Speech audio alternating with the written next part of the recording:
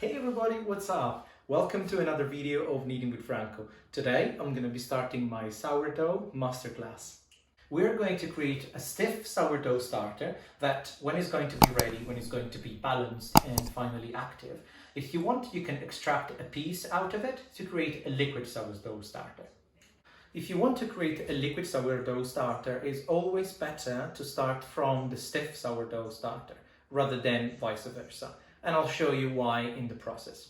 If everything goes well, obviously it depends on your sourdough and in the process of your sourdough. And if everything goes well, your sourdough starter will be ready in 1 month. But first, let's ask the question, what is sourdough? Sourdough is a compound made of flour and water, which is subjected to a spontaneous fermentation thanks to the bacteria, the good bacteria, and the microorganisms contained within the flour. Obviously, the temperature is essential to make sure that it ferments, that the spontaneous fermentation happens. Obviously, I'm talking about the temperature of the water. And today, to speed up a little bit the process, we're going to create a bait. But what do I mean when I say a bait? A bait is a way to speed up a little bit the process in order for the sourdough to trigger a spontaneous fermentation. And obviously for this purpose, we're going to use the skin of an apple. So obviously when we choose the apple, it has to be organic. The reason why it has to be organic is because it doesn't have to contain any extra substance on the skin.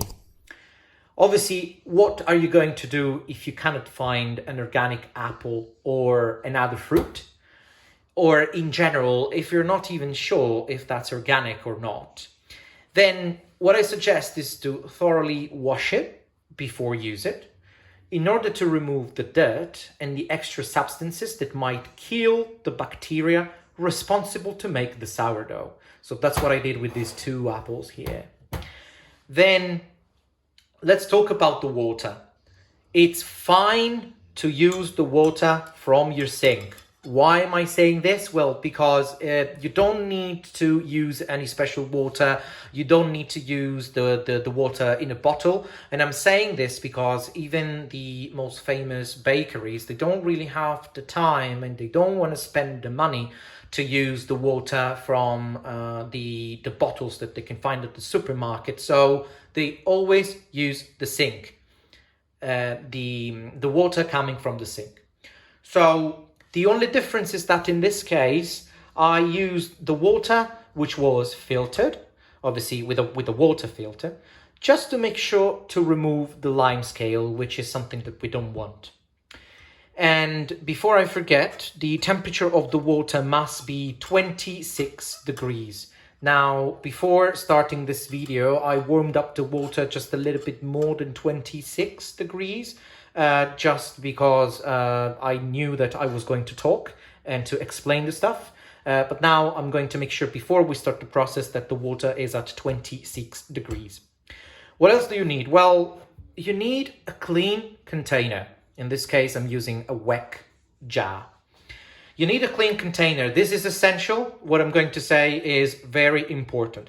You always have to make sure that you clean thoroughly everything which touches your flour and water, and never, absolutely never, clean the container with soap or any other detergent. You should never do that. You should only use the warm water to clean the container and your hands to remove the dirt. Never, never, never use soap or it could kill the bacteria. So with regards to the flour, although today we're not going to use the flour, but I decided to start talking about it. So with regards to the flour, we will be using organic wholemeal rye flour. Why wholemeal rye flour and not another type of flour? Well, because of the properties of the rye and the enzymes contained in its flour, well, the rye can guarantee a more speedy reaction to the spontaneous fermentation, which is going to be triggered when we are making the sourdough. But also, it helps to reach the right strength and the acidity and the acidic balance in your sourdough straight away, or much, much faster compared to a 00 flour, compared to another flour. So that's why we're going to be using the organic wholemeal rye flour. The rye flour allows you to bring down the initial acidity quite a lot, especially thanks to the bran that it's contained in its flour. Well, you might be asking, what if I can't find the rye flour? And especially the wholemeal rye flour. I've got you sorted. I have 4 different choices for you. The first choice is wholemeal rye flour, organic. The second choice is wholemeal wheat flour, organic. If you can't find the organic one, then the third choice is the wholemeal rye flour, non-organic. If you can't find the rye flour at all, then the fourth choice would be the wholemeal wheat flour, non-organic. Why do you need wholemeal? Well, it's simple. You need wholemeal flour because the wholemeal is less refined, less extra substances. You want to use less extra substances as possible, and the wholemeal flour, it's far more active. It contains way more enzymes that will greatly help the fermentation. In this case, I'm going to use organic wholemeal rye flour.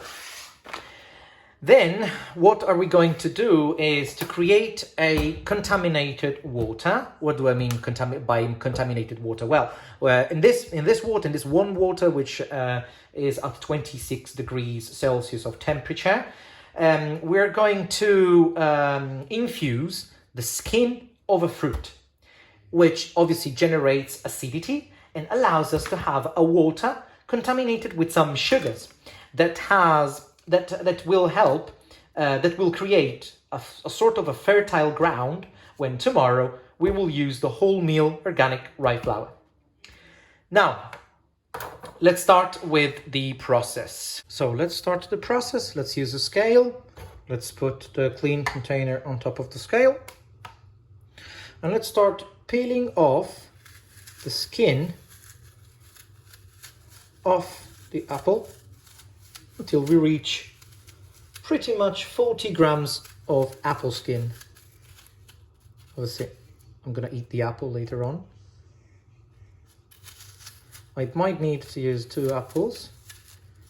These ones were really tiny, but that's okay. That's why I prepared even the second one. That's not a problem. 13.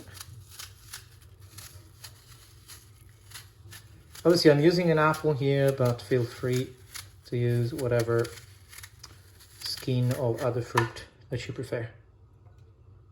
We are 20 grams. We're definitely going to need the second apple.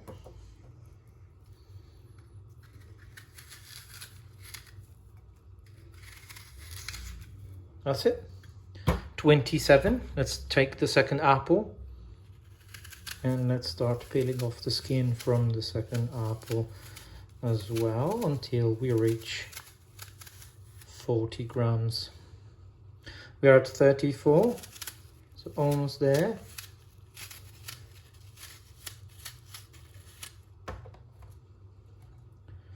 That's it, 40 grams.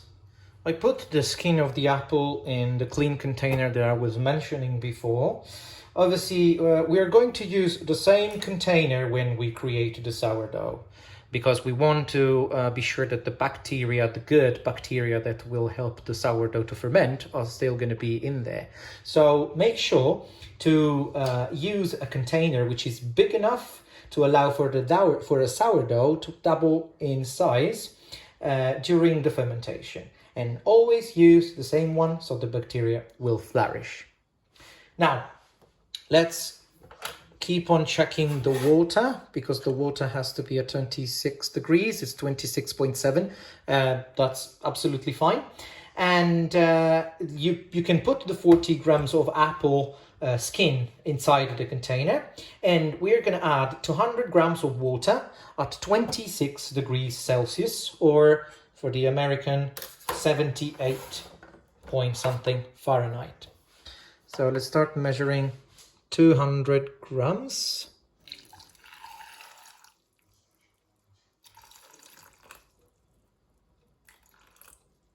Almost there.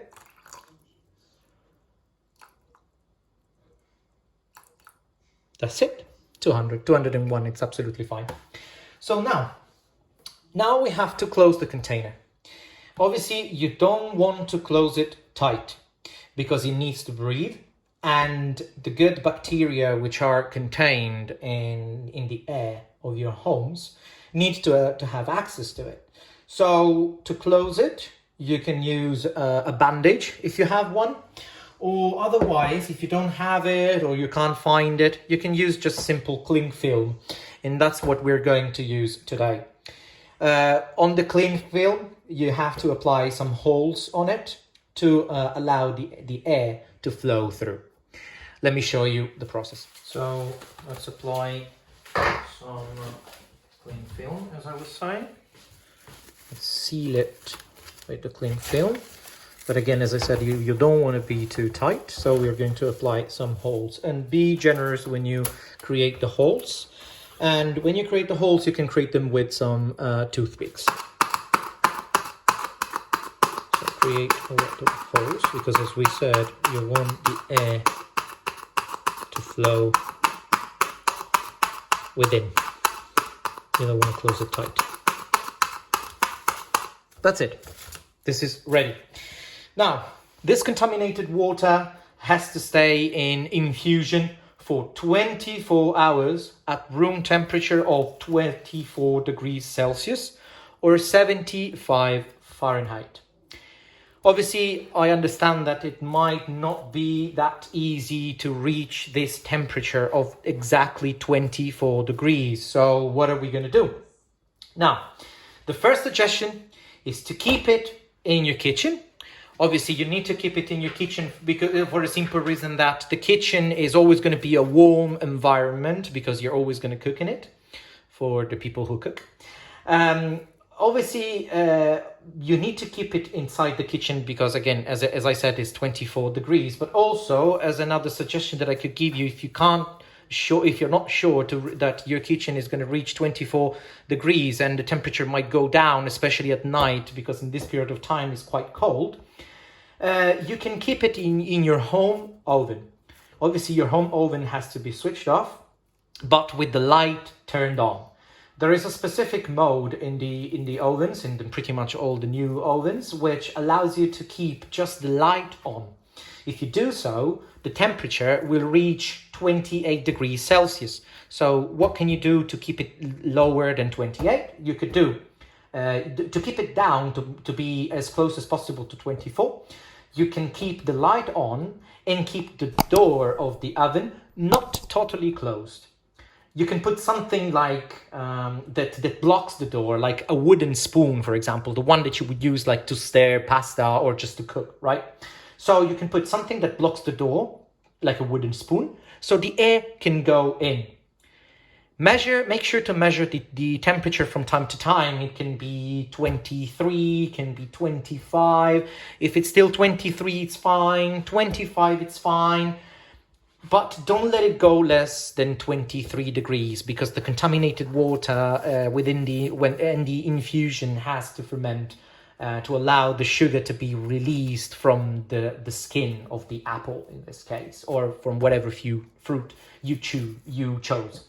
I'll use my homemade proofing box in this case, which has a thermostat and a heating cable. And as you can see, is keeping the temperature stable at 24 degrees. So I'm going to put my container with the contaminated water within this, and I will see you tomorrow in 24 hours, where we're going to do the second step of the fermentation, where we're going to finally use our wholemeal rye flour to mix it with the contaminated water to finally trigger the spontaneous fermentation and to create our stiff sourdough starter. I'll see you tomorrow.